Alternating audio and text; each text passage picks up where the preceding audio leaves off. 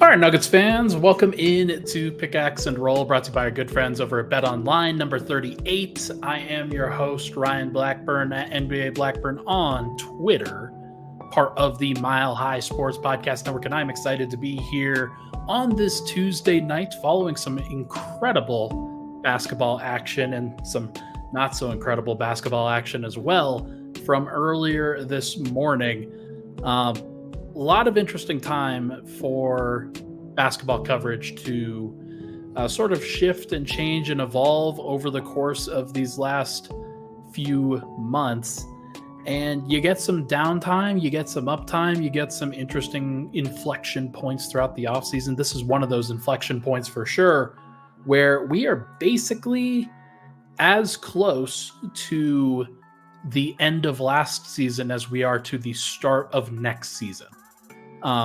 There's give or take here or there just a little bit, but it's going to be one of those things where now you get to start counting down the days to when actual NBA basketball returns, when your Denver Nuggets are playing, and that should be really fun for everybody.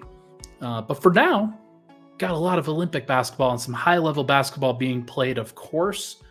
Lots of takeaways that we will get into, of course, for that. Nikola Jokic shining for Team Serbia. Jamal Murray struggling for Team Canada. Serbia advances. Canada eliminated. They didn't play each other, but they basically played at within a few hours of each other at the same building, I believe, and couldn't have had more different experiences at these Olympics, I don't think. Tough place for Jamal Murray to be. We'll get into him in the second segment. We'll talk about Jokic and Serbia in the first segment. Third segment, we'll go over some of Team USA, maybe Germany. If we get into it, I'll give some predictions on Serbia versus USA, and then Germany versus France. Should be good there. And I'll also get into some of the more Q&A questions from last week. We'll be able to do that as well. Real quickly, though, this podcast, as you know, it's brought to you by our good friends over at Bet Online. As I forgot to pull up the new Bet Online read for this week. Bet Online is the world's most trusted betting platform and your number one source for everything online sports betting. Right now, you can receive a 50% free bet of up to $250 on your first deposit to bet on anything from the Olympics to baseball to Formula One racing. BetOnline has every stat, every matchup, and even live odds and spreads while the games are being played. When the game's over, head on over to their casino and get in on a game of blackjack or poker, or unwind with over 150 types of slots games. Head on over to the website today to get in on the action and use promo code BELIEVE, BLEAV, for your 50% free bet credit on your first deposit up to $250. BetOnline, the game starts here. Okay. Let's get into it now. Gonna be interesting to hear your thoughts, Nuggets Nation, about Jamal Murray. Let me know in the comments what you're thinking about from that game. But we'll start with Jokic. We'll start with some of the more fun stuff here. Jokic was dominant. He was awesome in Serbia's morning game against Australia. It was a hard-fought game, though, and it was one where I think a lot of people were worried. A lot of people were concerned about, hey, you get off to this really, really slow start. Patty Mills is just killing it. I didn't even make tip-off. It was 6:30 in the morning when it tipped off Mountain Time. I almost made tip-off, felt pretty good about it, but that is my non-European blood showing through when it comes to watching basketball games. Most of those guys, our Serbian friends, our Australian friends, when they watch the Nuggets, they're up at the odd hours to make sure that they're ready for those tips. Australia, though, they immediately get hot, but Serbia hangs around for a little bit. Jokic then exits towards the end of the first quarter, and there's an immediate big run from Australia. FIBA Patty Mills just dominating, looking like prime Steph Curry out there, basically. That's always pretty tough. Jokic returned, and Serbia was down 46-22 in the early second quarter. 46 points they gave up in a very short amount of time. That's tough. That's a really, really tough place to be. Serbia couldn't get any stops. They had no perimeter containment on the Australian guards, whether it was Patty Mills or Josh Giddey, who started off the game really well and then struggled as the game sort of went on and Serbia got adjusted. Uh, but like I said, Joker returned. He didn't post up a ton, but when he was involved in actions as a screener, as a playmaker, they generally worked. It's generally very, very good. Serbia retook the lead after they kind of started chipping away in that second quarter, got it down to, I think, 12 points, I want to say. It was either 12 or 15 or somewhere around there. And the threes started falling. It had been a while for Serbia, and it looked like they would never actually go down, but the threes really started hitting. And then Serbia actually retook that lead in the third quarter. But was it too soon? Did they take the lead too soon and give Australia enough time to recover? It looked like Australia was going to battle back. It looked like Patty Mills, Josh Giddey, Jack McVeigh, Jock Landale, the Mackie McKay, whatever the uh, whatever the backup center is for Australia, looked like those guys were going to be fine after getting hit in the mouth a couple of times by Serbia in the second half. They recovered, and this game came down to the closing seconds in regulation. Patty Mills goes to work against Jokic, had tried him a couple times previously, but then ultimately gets the final bucket of the regulation to go. Incredibly tough basket for Patty Mills. Just deserves a ton of credit for his ability to keep Australia in the game. But overtime was about Jokic. Overtime was about him taking over, making sure that he was out there for winning time and making winning plays. Dobric, Micic, Guduric, they all made important plays throughout the game. Even Avramovic, who was the starting point guard, who he got benched in the second half against South Sudan, I want to say, just wasn't doing the right things for them. But Avramovic was making great plays defensively until he actually tackled Josh Giddey at one point. That was not necessarily the cleanest play that he possibly could have made. But really, this game was about Jokic. It was about Serbia finding ways to involve him more consistently, for them to continue to do what they're supposed to do and feeding him, making sure that they are keeping him involved, whether it's as a screener, whether it's as a playmaker, whether it's just as somebody that they're looking to score. He had to be more involved, and he was. And then in overtime, he made every play. Had a hook shot, a block, a turnover, a steal, knocked a layup off the rim that was going to go down from Patty Mills, but it was hanging in the balance. And FIBA rules, like, you're able to knock the basketball off the rim. It's crazy. He had multiple assists. He had a layup. And then he had the pretty Sombor shuffle right when the game was in the balance. Serbia's up one, has to make a shot, and he goes to yield faithful Sombor shuffle. It was so beautiful. It made me yell, and such a dagger. Like, that's one of those moments that you're going to remember, and that, like, look, it's going to be really tough for Serbia to outmatch the USA in this next matchup. So if they don't have anything other than that, they can at least remember that moment and feel really good about what Jokic brings to the table, how he can put the team on his back. 21 points, 14 rebounds, 8 assists, 4 steals, 1 block. Was 9 of 17 from the field, 0 of 3 from 3. Not necessarily the best as an outside shooter, but he made the jumper that mattered, and that was the most important thing. Australia gave them everything, though. Serbia ultimately won it in overtime, but I think universally agreed this was the best game of the Olympics, the best game of the tournament, and just a lot of fun to watch. Just really, really nice to be able to see Jokic play at this level, to execute his game, making sure that he's providing for his team in that way. And I'm just very happy to watch him. Like, you forget at times just how impactful Jokic is just by playing the game of basketball, but he makes it look so beautiful, makes it look so fun, that It's just so just tremendous to be able to watch him on a consistent basis. I will never, or at least try, because I make those promises, and then in November I'll be complaining about his effort level. But I will try not to take it for granted because it's these moments where Jokic clearly cares, where he has his competitive juices flowing, where this clearly means a lot for him. And he just brings out the best of himself to match the moment. Just it's why he's an all-time great. It's why he's at that level.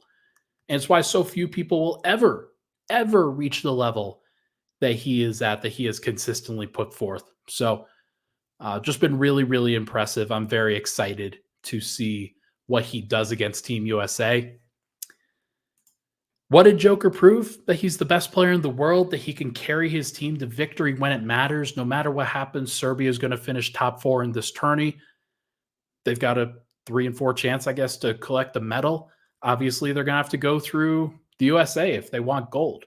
This is a rich Serbian culture where they don't shoot for bronze. That's not a thing. They shoot for gold. And they're going to have to go through Team USA to do it. And look, if Nikola Jokic and Serbia upset Team USA, it might honestly be his greatest feat as a basketball player. I'll say it right now. Jokic held his own when the US and Serbia played. Obviously, the rest of the bench didn't showcase their best performance. Bench was in a 26-point loss where Jokic was even in his minutes, 81-81. Serbia's bench got outscored 29-3 in the first matchup. Team USA has won games of 26, 17, 21, and now 35 points so far in this Olympics. They've looked unbeatable and unbothered by the rest of the competition for most of the time. But imagine for a second that the game starts to get close. Serbia hits their three-pointers this time around. They didn't hit them last time. And Team USA starts to feel a little bit of pressure for the first time. They start to feel a little bit tense, knowing what this means and knowing how much pressure there is to bring home gold for Team USA, for the United States. And then you look over at the other side, and you know for a fact, not fiction, not anything wishy-washy, you know for a fact that the best player in the world is on the other side of the floor.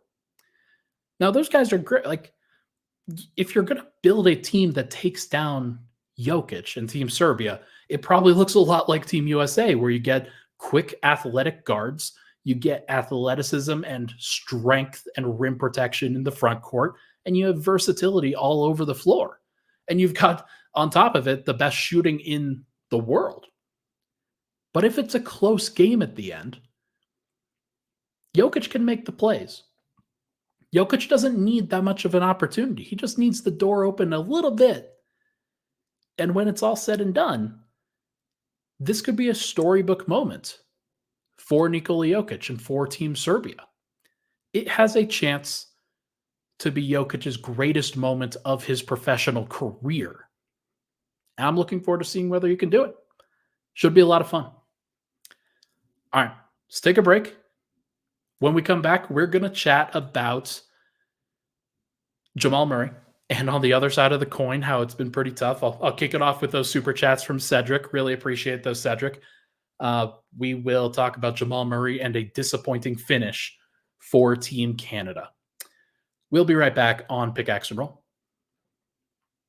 But first, I got to tell you about number 38, one of the affiliates for Mile High Sports, for Denver Stiffs. If you want to get out there and you want to hang out at the bar and you want to watch some of these games, if you want to go watch the Olympics, there are very few places that'll do it better than number 38, where they will take care of you, have great brunch food options, great chicken sandwiches, pizza, got a lot of great fun foods for a party.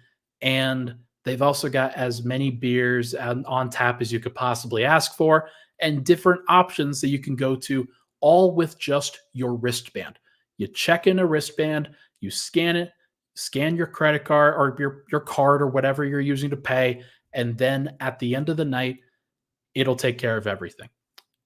Very easy, very simple, very straightforward. Number 38 makes it easy and fun to go hang out with your friends. Make sure to go check them out and let them know that you came from us here at Mile High Sports. We'll be right back on Pickaxe and Roll.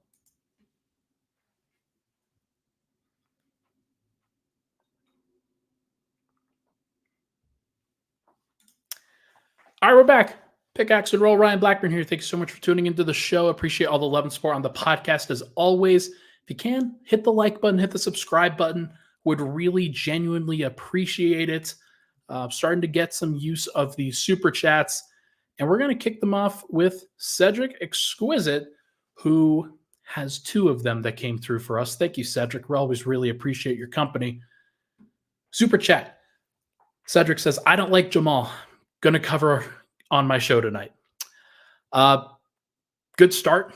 I will certainly be covering on my show tonight too. Cedric also continues with a second one saying, Jamal 3 of 13. What do you think it means for the Nuggets? It's a good point. And it is very, very important to contextualize this. I think at this stage that, look, the Olympics are exhibitions for basketball. It doesn't mean that they are it doesn't mean that they don't matter. It doesn't mean that they don't mean anything. Clearly, they mean everything to different players, to different teams, to different countries. Clearly, this is a big, big moment for Jamal Murray and for Canada. And to lose in such disappointing fashion to France in the quarterfinals where Murray just struggles, it's not fun. It's not an exciting thing to have to cover, not an exciting thing to have to talk about at all. Gershon Yabusele and Isaiah Cordnier, they combined for, I think, like 45 points in that game. Cordnier, he started in place of Rudy Gobert. They decided, France did, to change up their starting lineup, to go away from the Twin Tower lineup, and instead go with a more versatile forward, somebody who could space the floor, and it worked. And Canada was rattled. They started the game look, Murray's coming off the bench for Canada like Rudy Gobert, except Rudy played 4 minutes. And Murray wasn't on the floor when France jumped out to their big lead. He came in after. And then when Murray came in, he was subpar for the most part in that first half. It wasn't good. I don't think it was horrible, but there were just a lot of indicators of man, he's really struggling to score. There's just not a lot of space that he's getting, not a lot of things that he's taking advantage of. 5 points on 6 shots in the first half, had 0 assists, and just looked uncomfortable. And the second half was much worse. 2 points on 1 of 7, also 0 assists. Look, he did rebound the basketball and was trying to make himself helpful in some other categories, but he's always going to struggle defensively. He doesn't really have the burst and athleticism to match up consistently. And he's a guard. He's sometimes he will stand up guys in the post, but for the most part, guys are going to shoot over him and they're going to have success. And he missed his final 6 shots of the game in a moment where it was clear that Canada was really struggling. It was clear that Canada needed and SGA needed somebody else to go with them. RJ Barrett ultimately went with them, but that wasn't enough because Dillon Brooks laid an egg. Can't expect Dillon Brooks to be a consistent guy. He's more your defensive guy. He's not supposed to be a scorer. Lou Dort is your defensive guy. He's not supposed to be a scorer. Dwight Powell is Dwight Powell. You brought in Murray into this team to be probably your second leading scorer. I think that was the goal for Canada. That was what they were hoping for initially. And for whatever reason, Murray came off the bench, didn't look comfortable, wasn't really good, and ultimately, he wasn't great, but finished with 7 points in this game, 5 rebounds, 0 assists, 3 turnovers. It was probably his worst game of the tournament, and it came at the worst time. It was a really rough run for him. like averaged about 20 minutes a game, 6 points, 3.8 assists, 3.0 rebounds, 2.3 turnovers. And get this, he shot 29% from the field and 14% from three. 2 of 14 from three in the Olympics. Like, these are important games. These are really, really important games, really, really important moments. And for whatever reason, it just hasn't worked out for Jamal. Now, look, I've been connected to Jamal in the past. I've caped for him, and people will go to me sometimes and be like, "Hey, what's Jamal thinking? What's Jamal doing?" On this one, I don't really know what happened. Haven't talked to him in a while. Um, he was clearly not right. Something happened. Something has been going on. I don't know what it is. Could it just be the contract? Could it just be injuries that he's been dealing with? I heard some talk about different injuries that he's been dealing with. The contract is obviously a big deal, and it hasn't been signed yet. And I think that there's some, like, not fear, but like there's always going to be some tentativeness in going full speed, full bore, knowing that there's like so much riding on it. And that's what I look at when I look at Murray trying to score. It wasn't that he looked like like the shots weren't going down. It was more that he was just unsure of what he could or should do. And that, I think, is a very scary thing. That's very scary, because if there's anything that Murray has like proven to be, it's self-assured. Especially as like coming back from the injury, he had to be self-assured. He had to believe, and the Nuggets had to believe, and he had to like deliver on that he was the guy that would help them. And he was. He was in 2023. That was exactly what they needed from him. And now, I'm not sure if he knows. Maybe he does. Maybe I'm reading into it too much. But like, especially for Canada specifically, it doesn't look like he knew what he was supposed to be for them. And maybe part of that was just not being in training camp for them the entire time. Maybe it was that he wasn't at them, like he didn't play for the team over the course of multiple years, like so many of those other guys have, like SGA, Dylan Brooks, Lou Dort, guys of that nature. They had made the commitment to Canada, and Jamal was kind of the last one, among other guys. Like Wiggins is just like that's another story entirely. But actually, I think he was blocked this year from playing by the Golden State Warriors, if I'm not mistaken. So not great. But look, people have asked me, and people have made a big deal about this from a Nuggets perspective, especially Nuggets fans. Every Nuggets fan is often looking at this thing through Nuggets colored glasses. They're trying to see how this affects the team. They're trying to see what's the most important thing for the Nuggets in this regard. Murray's contract is, of course, a big deal. Not just because it hasn't been signed yet, but because of what it means when he signs it. I have no reason to believe that the Nuggets are going to pull this deal. Like, it sounds like I've been told everything's fine, everything's good, everything's okay.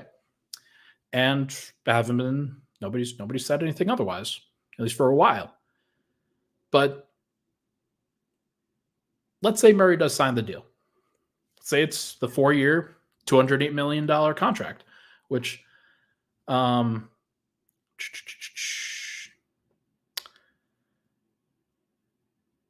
yeah, no, I think I had somebody in the comments also talked about that deal. 4 years, $208 million. That's still like I expect the number to ultimately be. It would be wild for it to change at this point.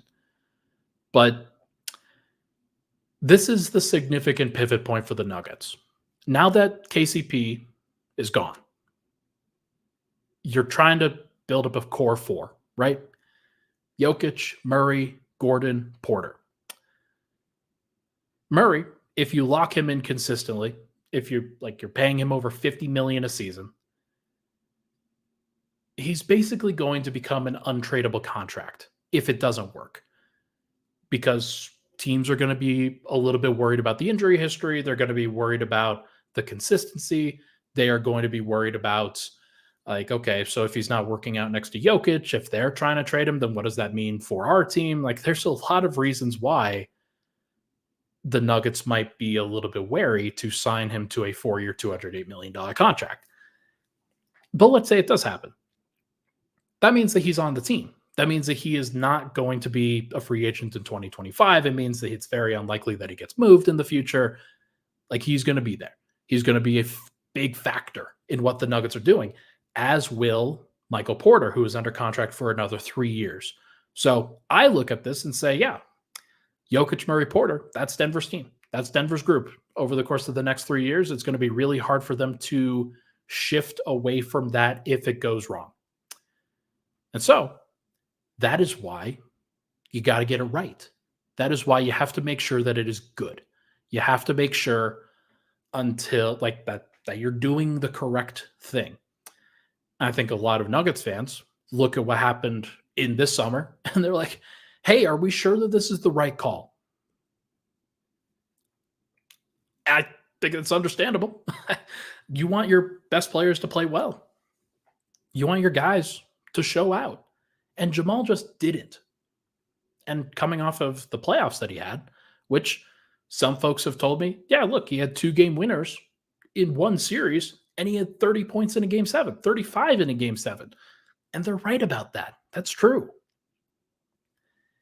It's also tough because the rest of the games weren't good enough from a consistency standpoint. He played in 12 games, and I would say that 3 of them, maybe 4, were to the level that you would expect playoff Murray. And that is not good enough. So, are you committing to that? Are you committing to Murray? Are you doing what you need to do to build the best possible championship contender? And I don't have a great answer for you because Denver doesn't really have a great other option outside of keeping Murray, because teams aren't going to just be like, oh yeah, you know what, Nuggets? If it didn't work for Murray there, we're definitely going to throw you your next best player, like an all-NBA or an all-star caliber player. Like, we're definitely going to trade our guy to you. Like, that's not going to happen. So Nuggets fans have to be realistic that if the Nuggets aren't committing to Murray, then it probably means that Denver trades him and they get worse this year with the hope that they could then rebound. That's not exactly a fun conversation either, but it's a conversation that, like, it's got to be had because this is a significant pivot point. I tweeted about this earlier today. Murray might be the most important inflection point of the previous 5 years and the next 5 years of the entire NBA. If you think about it, Jokic has been a consistent, like, he's been that dude pretty much every single year. He will probably be that dude every single year for these next 5 years as well, or much of it. With the rest of the NBA kind of shifting up, shifting down, some teams are good, some teams are bad, the Nuggets have been consistently on the doorstep over the last 5 years. And Murray has been the bellwether of whether they've actually been able to deliver on that. 2020, bubble, was great, tremendous. You get to the Western Conference Finals, that's a successful season. 2021, he gets hurt. 2022, he's recovering. 2023, he comes back, they win a championship. And 2024, playoffs, not his best moment. 2025, this upcoming year, and going forward, like, let's say the next 5 years, because it'll be this year and then the 4-year contract extension, next 5 years. How he plays and how the Nuggets respond to that play and what they do around Jokic and Murray, how they continue to build up the team, what they continue to do, it is all entirely up for debate. There are going to be folks that say that Jokic should have 6 championships, that say that he was the best player in the world for all these years. The fact that Denver didn't win around him is a travesty. There's also going to be folks that will be like, hey, it's really hard to win a championship. They got one. That's good enough to be an all-time great. If they get even another one, then that's probably good enough. I'm probably somewhere in the middle where Denver should probably, at the end of this Nikola Jokic era, have 3 titles. And so if Calvin Booth is going to be the steward of the Nikola Jokic era, he has to ensure that that barometer is met, that they're not selling themselves short at just one championship by making mistakes, by making poor decisions, by not continuing to build and not putting the best teams around Jokic. I can understand letting go of somebody like KCP. I could certainly understand that because he's 31. It's probably going to get worse from here on out. How long he's at the top of his game, I think, is a fair question. Denver needed to use their resources elsewhere. But Murray is your second guy. I think a lot of people think that Denver needs to have an elite second option in order to win a championship again. And so Murray's just got to be that dude. If he's not, could spell disaster in Denver. So we'll see. But a lot of people are concerned. A lot of people are thinking about it. A lot of people trying to figure out what the heck to do. But we will see. Let's take a break. When we come back, ask me your Nuggets questions in the chat. I'll answer some of those, as well as talk about Team USA Germany winning their quarterfinals today. And I've got some other Q&A questions that I've got stored to the bank. So we'll break those out as well. We will be right back on Pickaxe and Roll.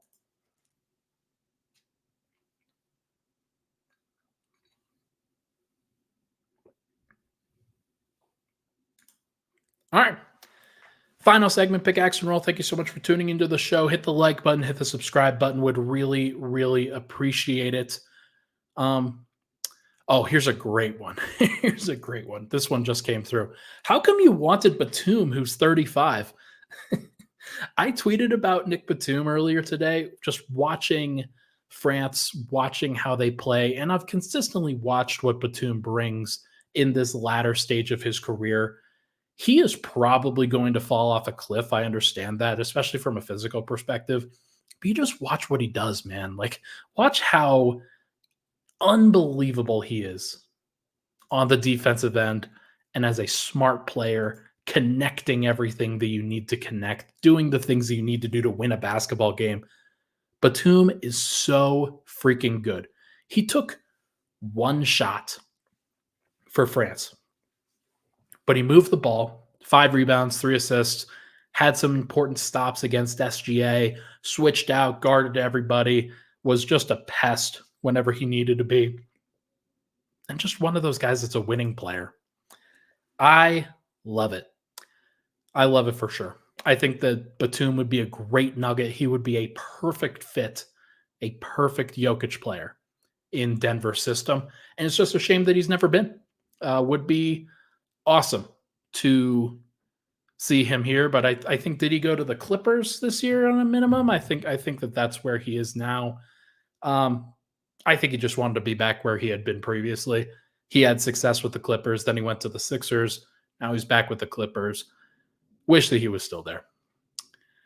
Ari says, Ryan, please answer my coaching staff question I asked previously if possible. Okay, let's go back to that. Hi, Ryan. Hope it's going good. I've heard some people close to the Nuggets that several members of Malone's staff have options for the 24-25 season. I think that's true, but I also am I think that Malone has 2 years on his deal, and most of the time coaches will line up with like the head coach, and especially Malone has lined up with what his assistants are getting. There might be some options. I can't speak to those exactly. I don't necessarily want to comment on some of that because some of that is some private off the record information that I don't necessarily want to share entirely. But I believe that Malone has 2 years on his deal, and that I think is the most important thing when it comes to this. But Adelman's obviously been somebody who's been recruited to be a coach for other teams. He didn't actually get an opportunity this year, but the three most important ones, I think, are Ryan Saunders, David Adelman, and Michael Malone. Those three have been together for a while now, and they've had some serious success. I think that it's probably important for Denver to keep those three for as long as possible. And then you allow the other three to grow in different roles if they get the opportunity. So, look, hopefully Denver continues to cultivate coaching talent. Like they've been pretty good. And I think that there's a clear Michael Malone coaching tree that is starting to form with guys like Chris Finch, Jordy Fernandez, Micah Nori.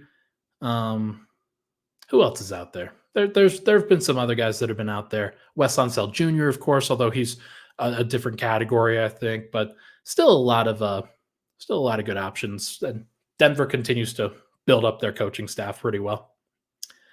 Cedric asks, what is the potential Bruce Brown coming back sooner than later next year or so to the Nuggets? Bruce Brown obviously on an expiring contract. That'd be sick if he came back. I believe that Toronto's going to be using him as a trade chip. So the most important thing to probably remember there is that they are probably going to try to leverage 2025 cap space. There's a lot of different dynamics there. Like, how good does Toronto want to be? What are they trying to do? Bruce Brown's obviously an unrestricted free agent. So he made his money, or like made $40 million, 40 plus million over the last like this past year and then this upcoming year. Maybe he'll feel good enough that he can just expect to get the taxpayer mid-level exception again for Denver. And maybe that's good enough. Maybe he feels like Denver got him paid and now he can come back. I think there's potential to that. I do also think that with Christian Brown and Peyton Watson being into elevated roles, it would be cool if Bruce Brown came back, but if he wants to start, I'm not sure he's going to get that great of an opportunity to start in Denver. Maybe he does, but it's mostly just about adding talent. So I could see it. I could absolutely see it happening, and I would love to see Bruce Brown back in a Nuggets uniform. Just an all-time Nugget despite being here for 1 year. We got a super chat from Derp Jones. Trey Alexander is Murray insurance. That's an interesting one. I've talked up Trey Alexander after his summer league showing. He's tremendous, looked really good for Denver summer league team, and just looked like a guy who could create a lot of shots. Honestly, he looked like young Jamal Murray in a lot of ways, just with the way that he was creating space, getting to his step back, very comfortable hitting shots in the mid-range, but also pull-up threes. Just looked really good. So, hey, I mean, there's worse insurance to have out there.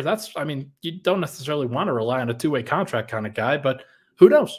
This is why you want to play some of the young guys, make sure that they're getting some reps, and then you could actually see for yourself if that actually makes sense. So I like it. I think that there's some potential there for sure.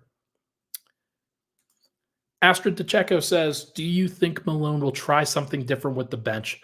I've talked about this a little bit. I think that there's some potential for that. I think they're going to have to vary things up a little bit. The bench is going to be based around two guys. Actually, three. Russell Westbrook, Peyton Watson, and Dario Saric. Three guys. You've got your 1, your 3, and your 5. Whether Denver plays small, moves Peyton Watson to the 4, whether they play big and move him to the 2, whether they stagger some starters, try to put some guys like Michael Porter and Aaron Gordon there instead, whether they actually stagger Christian Brown, which I don't think would be a good idea because I don't necessarily like a Russell Westbrook, Christian Brown, Peyton Watson kind of trio. But Julian Strother's the other one. You're going to want to play all of those guys, but Malone for a long time has been a 9-man rotation kind of guy. On occasion, he'll go 10, but mostly it is 9-man rotation. 4 starters play together. 1 starter plays with the bench. That's usually Jamal Murray. This year, if he tries to do that with Russell Westbrook, that's going to be so fascinating. I just think that Malone should try to make that Michael Porter. I think that that should be what the goal is. And then if you need to stagger additional starters, then maybe you try Aaron Gordon. I don't think that they should be playing Jamal Murray and Russell Westbrook together that much because I just don't think it fits that well. And also you've got Julian Strother there, who's a better off-ball player than somebody like Russ. The other thing is that if you put Jamal Murray out there and he's on the ball, then that means that Russell Westbrook, by definition, is off the ball. And that is not a skill that Russ really has, good Lord, unless you say he's like in the dunker spot or he's a screener and like you have the spacing around him to make that work. And Denver just doesn't have that spacing. So I wouldn't say that Malone is going to try something too drastically different. Think about it as like Monte Morris and Mason Plumlee. He's going to have Russell Westbrook and Dario Saric. Your 1 and your 5, your bookends, and then the 2 through 4, that's going to vary up. That would be my expectation.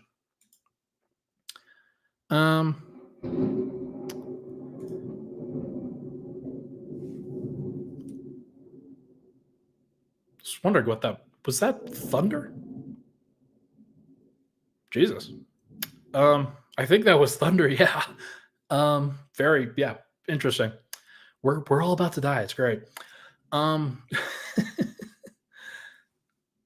Cedric asks, what's this talk of having Gary Trent Jr.? What's the plan for the Raptors? Gary Trent Jr. signed with the Milwaukee Bucks for a minimum. It would have been cool to have him. Like, he would have been an interesting little fit for Denver, kind of a downgrade at the 3-and-D archetype for Denver, but somebody who could have fit in next to Jokic and Murray and Porter and Gordon. But they decided to go with Christian Brown. And I can't really fault them for that. Like, Gary Trent Jr. would have played over Christian Brown. Michael Malone absolutely would have done that. And I don't know if that's the right call. I think that if you're going to commit to it, you got to commit. You can't go half-hearted. And I can understand why they chose this instead. Eddie Sell asks, is Markelle Fultz done in the NBA? I don't know. I think he should be fine. Like, he's a solid player. He's not great, but he's a quality backup point guard. I just don't think that he's a starter, and I think he wants starter money. And that's a problem because Orlando's clearly moved on. They've decided to go with Jalen Suggs, KCP, Cole Anthony, Anthony Black, guys like that, maybe Jet Howard, Gary Harris, but like there's no space in their backcourt for Markelle Fultz and for another non-spacer.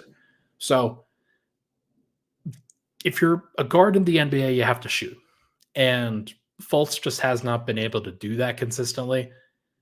If he was able to do that consistently, then he'd be pretty interesting if he could be a more consistent defender. He has talent there. He can be solid. If he was more consistent, I would have vouched for trying to go get him. I'm okay that they got Russ because the goal is to have Russ play like 15, 20 minutes per game, maybe slightly more. And when Murray sits out, he can elevate to the starter at that point. I don't think Fultz is going to run a second unit the way that Russ can. Like there is something to giving them a style that makes sense. Though Markelle Fultz, I think, is clearly the better player. So we'll see. We'll see what happens.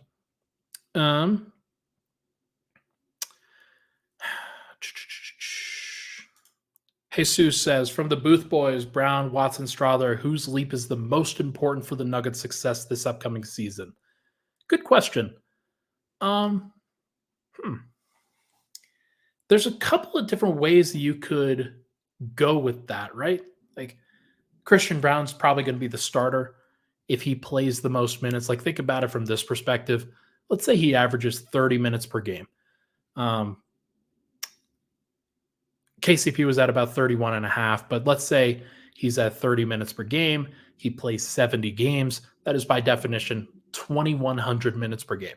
That is, I think, 500, 600 more than he played the previous year. And if he is solid, if he's like quality starting shooting guard level for 2,100 minutes, basically what KCP was doing the previous year, then that's pretty good. Now, he doesn't have the ceiling that guys like Watson and to a lesser extent Strother have.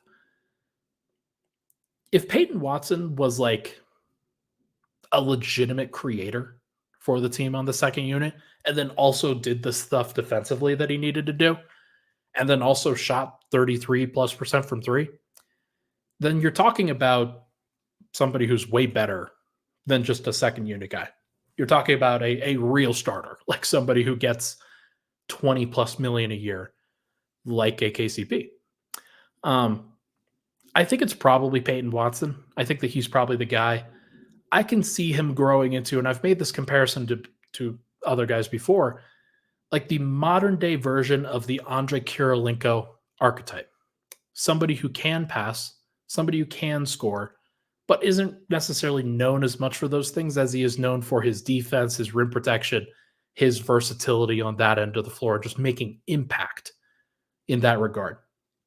So if Peyton Watson was to get into the Nuggets starting lineup, let's say it's next to Murray, Porter, and Jokic, you want him to be that defensive ace. You want him to be that guy that is just dynamically changing the game.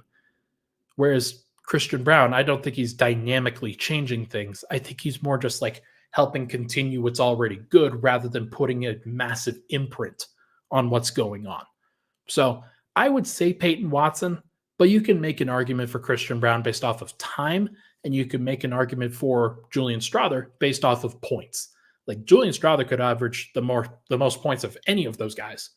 And people will probably look at that and be like, hey, wow, look at that. Julian Strother's averaging 10 points per game, 3 rebounds, 2 assists per game off the bench, and is suddenly like Denver's 5th leading scorer.